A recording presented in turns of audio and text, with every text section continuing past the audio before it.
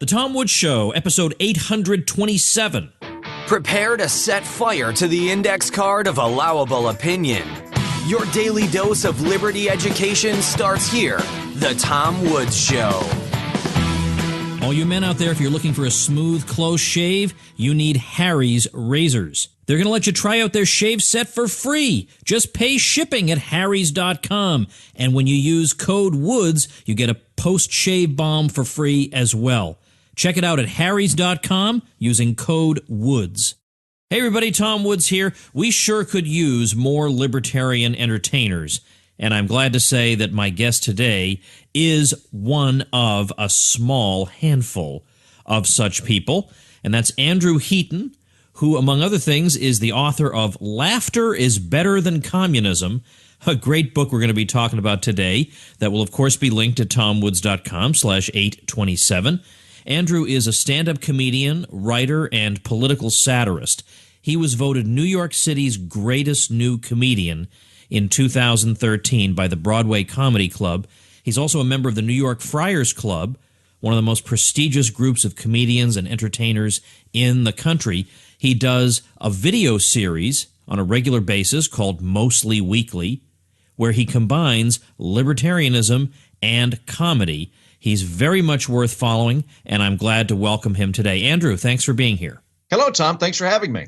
I'm glad to hear you're a friend of Dave Smith, a great comic mind whom I've had on the show and I think very highly of, and turns out you know Michael Malice. So we have a lot of friends in common, so we were bound to say hello one of these days. Both of those people are on my go-to list for bail money.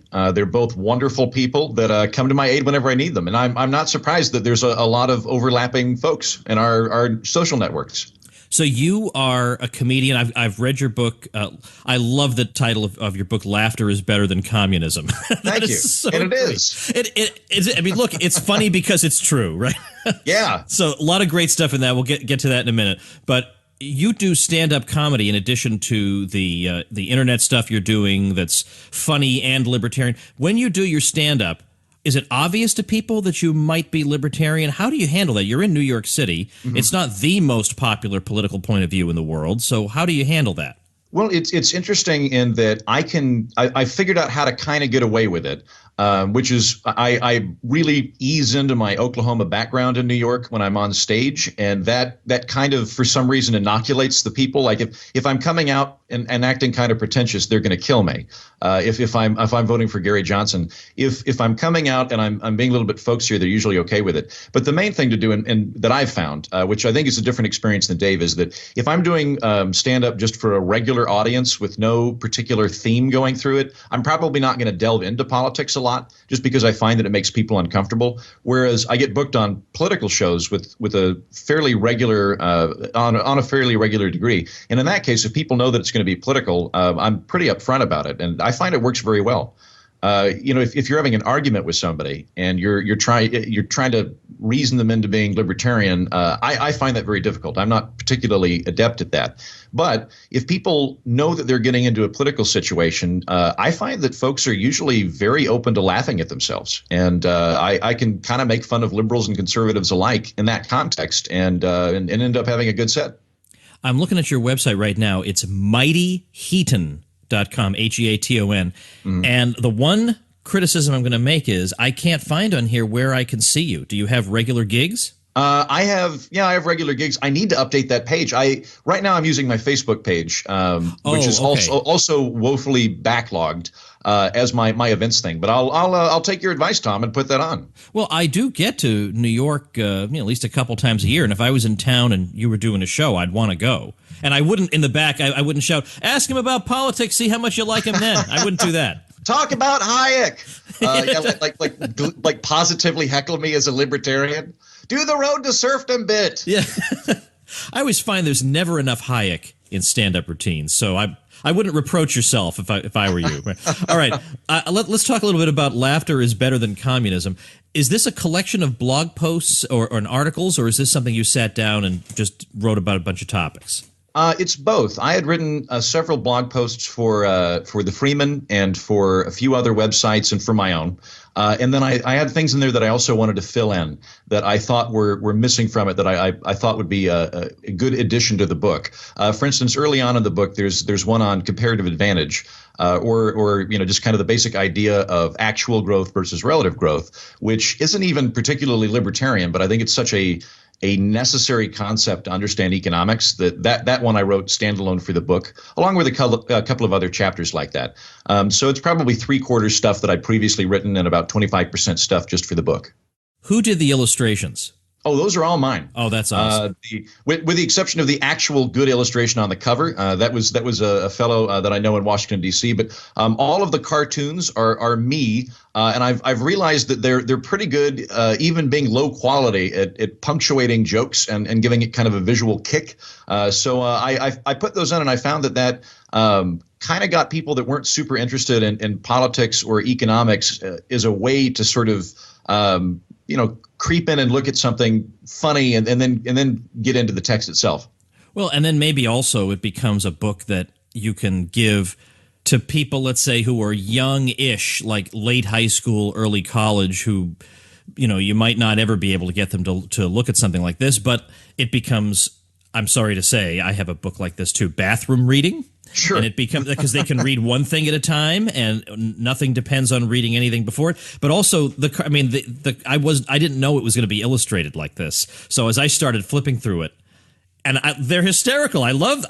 I love what the characters are saying. I love the drawings. It's really well done. So you cover all kinds of things. I mean, it really becomes another intro text that you can give, because we're always wondering on this show.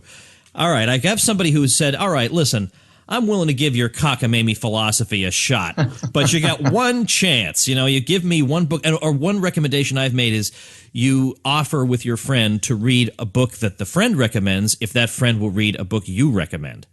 This is... because then maybe they will read it. I think that this would be great for that purpose, because if you sat down and went, I want you to read this doorstop that's 8-point font, and it's going to take you 12 days to read it if you do it every day. That's kind of a hard ask. Yeah. This one is I aspire to be a bathroom book. And so this is an easy one done, in between bowel movements in terms of time commitments. The other thing, I think you mentioned somebody coming out of high school or somebody in college. I think it's perfect for that range of people, because most of the posts that I write in there, at least, or the chapters that I write in there, at least when it gets to economics, is not so much libertarian screeds as just basic things that I should have been taught while I was in college. Exactly. That kind of like I brought up relative growth versus actual growth a minute ago. I didn't learn that till I was getting my master's degree. And even then I kind of learned it inadvertently, because the master's degree was in international politics, but I took an economics course for fun. And that blew me away, because the idea that, people freely associating are going to be better at specializing in things is a powerful concept. And then the idea that, if I get rich, it does not necessarily take away from you. In fact, most of the time it helps both parties. That's mind-blowing to myself and most people coming out of college, where there's a presumption that inequality is the cause of poverty, and that the best thing you can do is just sort of cap wealth, and that will sort of force all of this dribble up economic program to work. So that's something where even I don't even really care if you become libertarian, but I want that to get out there, because then I'll at least be dealing with people that are economically literate and can sit down and have a conversation, and hopefully we can get on the same page a little bit more. I know this isn't one of the central themes, but I was struck because of the illustrations by the way you deal with congressional gerrymandering, where they take districts, and this is, I have about probably 18% of the listeners are from other countries. I'm sure they do this elsewhere in the world too, but it's some district where all these people vote for the same congressman, but they shape the district in an increasingly bizarre way in order either to be favorable toward one side or to punish another, make it harder and harder for another one to win. But you make sure that you shape it so that this little blob up here that has a lot of opponents of that person suddenly is included. And so I love the Illinois 19th district. What you've done for each of these is you show what the district looks like. It's a bizarre shape, and then you approximate it in a drawing. So the drawing for Illinois' 19th district is a mermaid flipping you off. And you look at it, and it does look like a mermaid giving you the bird. And yet I'm looking at your drawing of a mermaid. A mermaid is female, Andrew. I got to tell you that. You've clearly drawn a man here. That's true. You're right. It is a merman. You found the one error in the book that was caught post-print. Everything else is completely accurate. That was one of my favorite chapters, and that goes back to I worked for Congress for about a year. I'm sorry. And one of the things that really struck me when I was there was I would walk to various offices, and usually offices in Congress have a map of the district in the front office when you come in, and it's amazing that some of them look like a dynamite keg cartoon explosion. It's so clear that they have been carved out in such a way as to benefit the incumbent. And it's one of those things where that, too, is something that I'd really like to put out of the national conversation, because we hear all the time, we're so partisan today. Everybody's so extreme.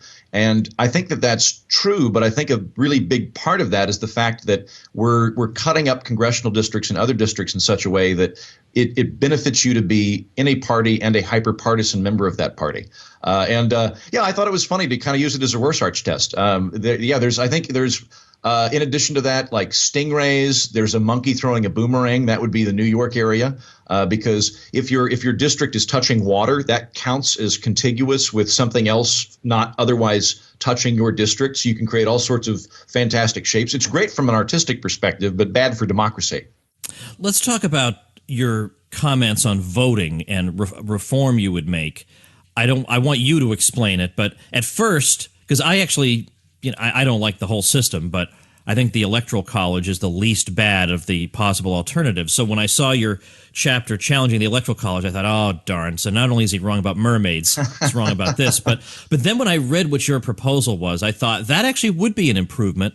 And I want you to explain what it is, because for this reason, that there are people who might have voted for, let's say, a Ron Paul, but they say, but he's not going to win, or, I'm not so sure about him. But you give them those sorts of people a fallback position. So how would that work? I think it's a good idea, actually. Thank you. Yeah, I'm a very big fan of the alternate vote, and that's something that isn't some crazy untried system. They have it in a lot of countries. In the United States, we have a first past the poll system where whoever has the most votes wins, and that means that in the last election you had to decide between either Hillary Clinton or Donald Trump, or potentially being a spoiler. Which, the people that went for Jill Stein really got it afterwards. I voted for Gary Johnson, but I live in New York. Because of the Electoral College, it didn't really make a difference. If I'd lived in, say, Virginia, it would.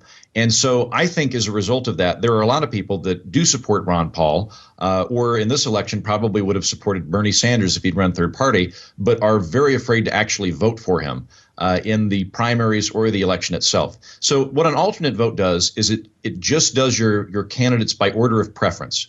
You would list, in my case, in this election, it would have been Gary Johnson, and then after that, probably Jill Stein, and then an impersonator of Hillary Clinton or Donald Trump, and then finally Hillary Clinton and Donald Trump.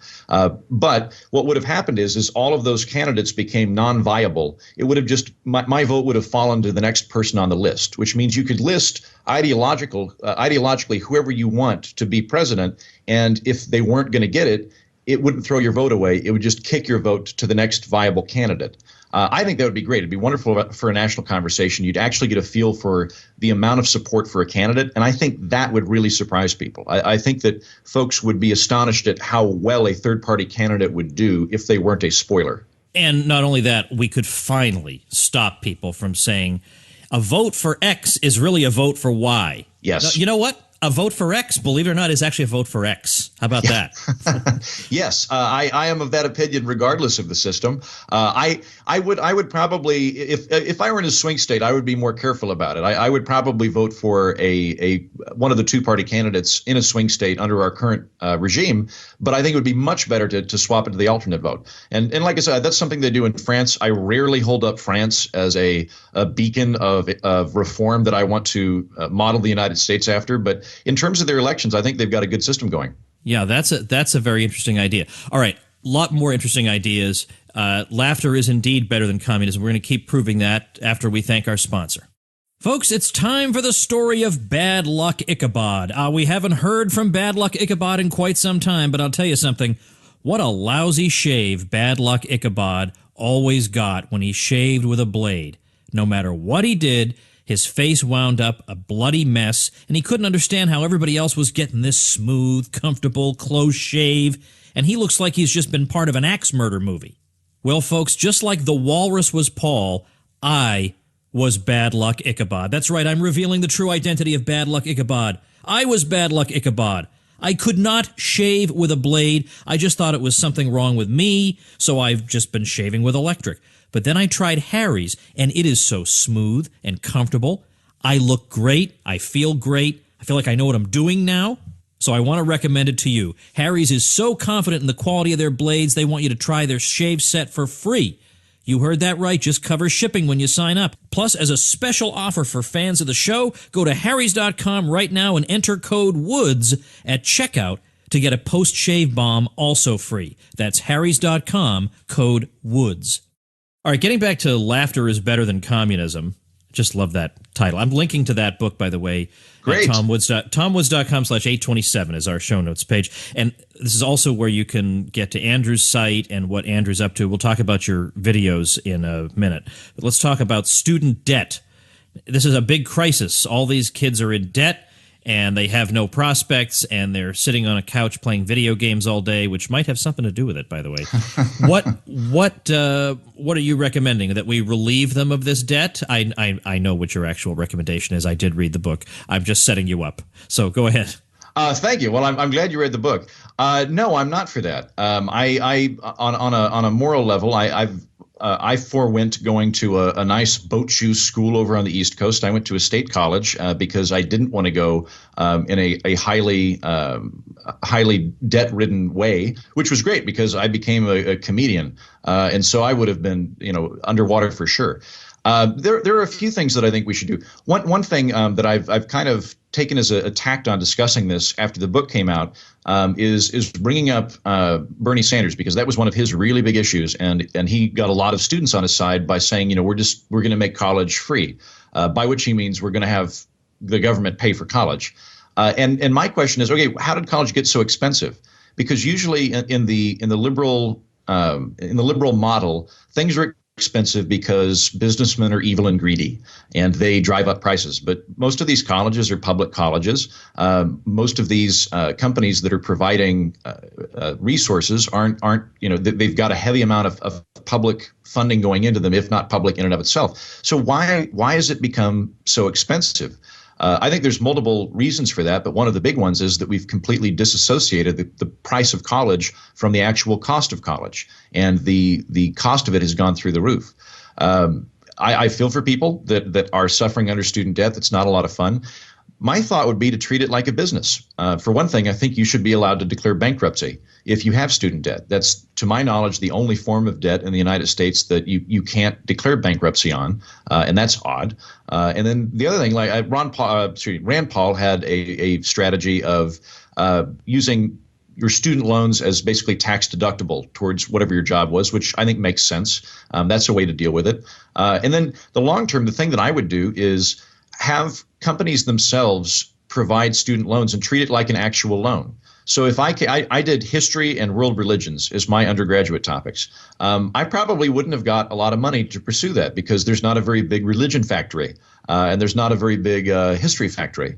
Whereas if I'd said I really want to go into engineering, they would have done that. So right now we're cranking out all these people that, like me, have a liberal arts degree that aren't really geared for the workforce and are expecting somebody else to pay for it. I think that there's a ton of students that are getting misled into spending a lot of money on something it's not going to recoup. And an easy way to do that would be to get businesses into the college loan system, because then you wouldn't really have this warping in the market. I want to also talk about, I love your little essay, Do I Deserve Your Waiter's Money? And I love the illustration because there's a waiter and he's serving wine to a woman in a restaurant. And with his back turned, there's a person, perhaps this is you, leaning back in your chair, pulling some money out of his pocket. Yeah. So this has to do with the government funding of the arts, which is one of those things, by the way, that most people would just find unimaginable that you could oppose. What are you talking about? What, are you against the arts? Yeah. Do I hate Big Bird? Do I want to close NPR? I mean, to sound like well, yes, and yes. I'm only kidding. Big Bird's fine. Yeah, I mean, like I really like NPR, and if NPR were made a completely private entity and it were for want of money, I'd be happy to chip in $5 out of my pocket to keep it going. Yeah, this is something that I think most people would be aghast at, and particularly, you know, my friends within the comedy community would really be aghast at that. Most of the comedians I know and most of the writers I know would love to get a grant from the National Institute of Humanities or some other government apper-cheek board that's going to pass out cash. I mean, on a broader level, I think something that is oftentimes forgotten with our friends on the left is that society is a lot bigger than government. So if we say, I don't want to fund the arts through the government, we're not saying we don't want to fund the arts. We're just saying we don't want to force people to fund the arts and then send that money based off of what bureaucrats think would be good arts. All right, but let me jump in here, because I think some people would say, that's basically the same position. I don't. I don't favor the arts, and I don't favor art funding by the government. There just isn't going to be sufficient art funding without the government, so that's why we need it. So this is a cop-out on your part. I can anticipate that. Well, thanks for jumping in there. I think that there's plenty of evidence to indicate that that's not the case, and that there's, you know, a tremendous amount of art museums, private institutions, podcasts like the one we're on, television shows, all these different things that are expressions of the arts that aren't publicly funded. I can think of nothing worse than publicly funded comedy. That sounds terrible to me. The government's basically a giant human resources department with tanks. Having those same people, the human resources department of our country, figure out what comedy should be accessible is a horrific, not even in terms of censorship, just in terms of the kind of content produced. It would be awful. It would be terrible. And then beyond that, kind of the central thesis of that chapter is I've been a waiter. I've been a struggling comedian. When I wrote the book, I had very, very little money. I think I did pay taxes that year, but just barely. And the idea that you're going to subsidize artists, comedians, whatever, you're still taxing other artists and comedians. You're still all the waiters in New York. Virtually every actor in New York is a waiter or something else. You're still taxing all of those people, but then you're giving their money to people that won the lotto or that are connected to whatever board disperses these things. And I don't want to do that. I think it's an immoral thing to take money from other artists and then give that to the connected artist. I would rather it be incumbent upon us to convince, I don't know, the Koch brothers or whoever to fund us, or to sell stuff, to figure out a way to actually get people to look at our things. All right, let's shift now and talk about the videos that you do. What's the series called? And then let's talk about the one you did on licensing. Okay. The series is called Mostly Weekly, and it is basically a poor man's Colbert show from a libertarian standpoint. So we put out videos most weeks. They're usually 3 to 5 minutes, and they're coming from my perspective, which is a libertarian viewpoint. With the licensing episode, which is a really fun one, we kind of go through all the ridiculous things you need a license for in the United States. For example, most states, you need a license to be a mortician. I didn't know that. I'm thinking, you need a mortician license, what's the worst thing you could do? I mean, the worst thing you could do as a mortician is bring the body back to life, I think. Like, it's not a situation where I get like having people licensed for brain surgery. That makes sense to me. I follow the logic there. We don't want people doing really, really dangerous things that involve blood to be unlicensed. Okay, all right. But wait, again, with a mortician, the guy's already dead. There's no threat there. It's basically just to protect that industry. And then also in a lot of states, in Florida has all sorts of crazy life. Florida, if you're a soothsayer or a psychic, you need a license, which I find funny. And then, for instance, in Massachusetts, in Salem, Massachusetts, there's a lot of psychics, and a licensing regime came in. Or I'm sorry, it had previously been licensed, and then they removed that, and the market flooded with more psychics. So the old psychics started complaining, where I would have to say, how did you not see this coming? But again, psychics, I don't see why they would need licensing. Are we having the government say which psychics are accurate? No, because ultimately it's not about that. It's about protecting people that are already in a particular position from people outside of that position. It's about protecting the incumbents from newcomers. And so most licenses, I think, are regressive and hurt poor people. And I'm basically going on a rant, but the episode's a funny way of explaining that. Yeah, so I'm going to let me actually jot down. I want to make sure and link to the licensing episode in particular, just to give people an introduction to what it is that you're doing. And that is a tough topic to cover because unfortunately, you're coming at it in front of people who have been trained to believe that the people in charge have nothing but their own individual well-being at heart, and that these are good, selfless public servants, and that's why we have government, is to provide for for people's safety and well-being. And the idea that, well, actually, it looks like it's a collusion between the already existing and established firms and the government as against the upstarts. Well, that's not what people are prepared to hear. No one's ever told them that. So what's wrong with Andrew Heaton becomes the way they think. Yeah, you're right. I think most people have this weird idea that once you're elected to public office, you become a Vulcan and all of your emotions and self-interest are gone.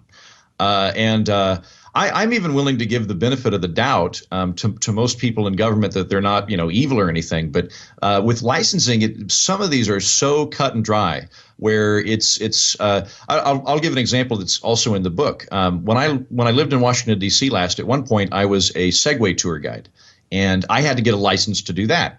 I assumed, and I wasn't even mad about it initially going into it, I assumed that the license was going to be to make sure I understood traffic laws, that I knew what to do if someone was injured. And it turned out to be an absurd test. One of the questions said something to the effect of, how much land does the federal government own? 34, 25, 43, or 56?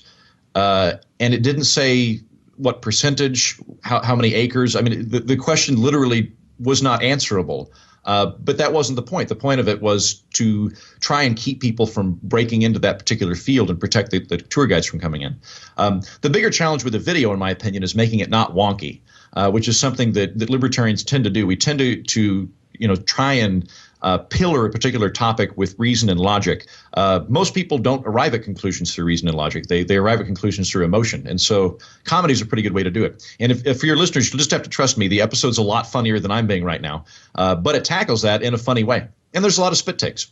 One more thing. I want to just ask you something that has nothing to do with libertarianism, but I'm curious and intrigued by your field, comedy. That's a tough thing to do. When you're really good at it, people know you're good at it, but they don't know the half of it, of how hard what you're doing is. But when you're bad, they know that right away. They can see that right away, and it's brutal. And once you've bombed, there's no coming back. Did that ever scare you? Oh yeah, doing stand-up comedy is like learning to play a guitar in front of people, and it's doubly tough in that. Say my musician friends, if they do a performance and somebody doesn't like it, it's like, well, they don't really care for your style of music. If you do stand-up comedy and someone doesn't like you, they don't like you as a person. I mean, you're literally being rejected. And I think I've thought a lot about this. I think the reason for that is that our species is about 200,000 years old. Most of that period, we were wandering around the Serengeti, killing stuff with sticks. I think that for most of mankind and our predecessors' existence, if 200 people just got real quiet and stared at you, it meant they were about to kill you with rocks, or you were about to be eaten by a cougar. And so it's not a normal experience to get up in front of a bunch of people and try and make them laugh. And yeah, that does make me nervous sometimes. I find, though, in my case, I've been doing it long enough that it's rare for me to just bomb. I know what jokes work. And so I find once I get up and I do a couple of jokes and get the audience laughing, then I'm fine and they're fine as well. But yeah, it is tough. And I will say that when you do bomb, which happens on rare occasion, it is a horrific feeling. It's like if you've ever seen one of your friends do something so embarrassing you couldn't make eye contact with them, it's that, except it's you. And you have to slink home with it. Fortunately, that doesn't happen that often. I'm usually able to get an audience laughing, if not uproariously laughing, and go from there. Wow. Well, what about competition? Are there a lot of you out there? Yeah, absolutely. So how do you make this a regular thing? How can you know from week to week, well, there's so many comedians competing with me, maybe I won't get a gig this week or that week or whatever? Isn't it hard? Yeah, absolutely. I mean, I should specify I'm not a full-time comedian. I work in television as my day job because I guess I'm not that funny. But the field itself, yeah. I think though that the way to look at it is not like it's a zero-sum game. It is in one sense. If you want to do clubs, that's a zero-sum game because clubs only have a certain amount of time that they can fill, which means they only have X amount of people that they can bring in. So it might be tough to say, become a regular at the Comedy Cellar or something like that. But I think the way to get around that is to make your own opportunities. I wrote a book. I do a web series. You can write as many books or web series as you want, and you're not really competing with other people. You're trying to make a niche for yourself, which is one of the reasons I kind of started doing libertarian comedy, and I get paid much better doing political comedy than I do observational comedy. The reason, I think, is because there are 3 funny people in America that also like Milton Friedman. They get on stage and do jokes. I think you're funny as well, Tom, and you probably like Milton Friedman. There's a ton of people here in New York that are kind of awkward white guys that want to crack jokes about how hard it is to date. So that's a field where I can be very funny, but I am swamped by the amount of other people trying to do the exact same thing. Whereas if I go to DC or I go to a think tank and I do political comedy, I'm one of like maybe 3 people doing that. And so that's a situation where my libertarian instincts identified a market opportunity. And I went, oh, okay, I can, I'm pretty funny for a stand-up comedian, but I'm really funny for a libertarian. So I can make that work. Yeah, that's true. Believe it or not, there are some libertarians who are quite ponderous and not funny at all. We'll just leave it at that. Well, I'm glad you're able to do that, and you're right. That is a fantastic niche because there might as well capitalize on the fact that you're a extremely bizarre minority, right? I mean, might as well make that work for you. And on top of that, that's one of the reasons I started doing Mostly Weekly is that when it comes to political satire, it's dominated by the left, and there's really not a lot of viewpoints on it. There's like Samantha Bee is a woman, Trevor Noah's black. Like there are different viewpoints happening there, but they're all coming out of the same mindset, which is progressive liberalism, and the range of opinions of people doing political satire is pretty much from we like Bernie Sanders, but we're going to vote for Hillary Clinton to we like Hillary Clinton and we're going to vote for Hillary Clinton. It's this pretty narrow bandwidth. And so I look at that and I'm like, well, there's half the people in the country don't really agree with that viewpoint. Hailing from that half, I think that we still have a pretty good sense of humor. And so what I'm trying to do is carve out a position where I'm doing political satire, but I'm doing it for a libertarian and a center-right audience where, people in Oklahoma, Texas, Kentucky, or whatever can watch me, and I'm not going to be browbeating them. And in fact, my opinions are going to be pretty congruent with theirs. Well, I'm going to make sure and link to your stuff. I want people to get to know you. TomWoods.com/827 is where we're going to have the Andrew Heaton smorgasbord. You can go and visit him directly at mightyheaton.com. And if you live in New York City, maybe you'll get a chance to see him. And I guess your Facebook page, so you have not just a Facebook profile like a regular wall, but you also have a fan-ish page, or what do you have? Yes. Yeah, if you go to the quickest route for that would be andrewheaton.tv, which links to my Facebook page. That's you can get all this stuff on mightyheaton.com. But if you go to the Facebook page, you'll just see the videos. There's a lot of sketch comedy. There's every episode of Mostly Weekly. And so there's a tremendous amount of me being funny right there that you can check out. And if you like me, I would appreciate it because that's an easy way for me to disseminate episodes and things coming out and stay posted on that. Yeah, that's right. Okay, let's see. I just clicked like on it just this second. So if I could do it, anybody could do it. So andrewheaton.tv is just a redirect to your Facebook page. Is an easy way for people to get there. So get the heck over there. Help Andrew Heaton out. We have, as he said, we have like 3 people like him. we can't support 3 people. It's you, Dave Smith, and I don't even know who the 3rd guy is. I'm just giving the benefit of the doubt. I assume there's one guy out there. There's got to be somebody you and I haven't met before, right? There's got to be somebody. You'd think there'd have to be. All right, listen, I'm really glad to talk to you. Maybe we can do this again. Best of luck with what you're doing. Thank you, Tom. It was a lot of fun. I hope to be on again. All right, everybody, do check out Andrew Heaton. Got all the stuff that you need at tomwoods.com/827. Remember also, I have a bunch of free libertarian ebooks that take on some of the toughest questions you are likely to encounter, and you can learn how to answer them for nothing. How do you do that? You just go to tomsfreebooks.com. There's no downside to this. There's free books and there's you. Put it together and there you go. So tomsfreebooks.com is where you ought to go, and I'll see you tomorrow. Become a smarter libertarian in just 30 minutes a day. Visit tomwoods.com to subscribe to the show for free, and we'll see you next time.